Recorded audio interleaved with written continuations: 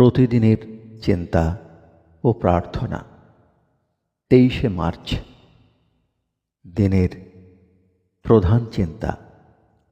সর্বাগ্রে আমরা ভগবানের আশীর্বাদ চাহিয়া লইব। মুখস্থ করা যায়, আমি তো চাহি না কিছু, লইব কেবল যাহা তুমি দিবে মোর হাতে নিজের ইচ্ছায়।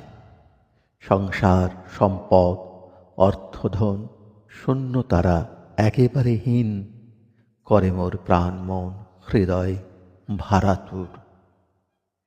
বিন্দু সম সামান্য আশিস তোমার, ভরে মোর সমগ্র জীবন অভিনব আনন্দ শান্তির সম্ভারে। চাহি আমি প্রভু তব কৃপা শুধু, নাহি মোর অন্য কোনো সাধ। উপদেশ।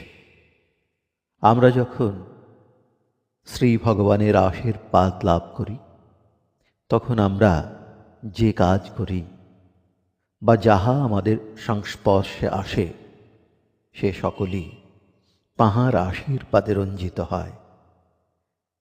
তাঁহার আশীর্বাদ লাভ করিয়াছি, এই চেতনা যদি আমরা ভিতরে জাগাই, তবে ইহা সর্বত্র আমাদের সঙ্গে সঙ্গেই রাখি। এই অনুভূতি এমন নয় যে কখনো আমাদের সঙ্গী হইল, আবার আমাদের ছাড়িয়া চলিয়া গেল। ইহা প্রতিক্ষণ আমাদের সঙ্গে সঙ্গে থাকে। এমনকি যখন আমরা ভুল করি বা পড়িয়া যাই, তখনও জানি যে আমাদের বিনাশ নাই, কারণ আমরা যাহা পাইয়াছি তাহা একান্তই আমাদের। প্রার্থনা।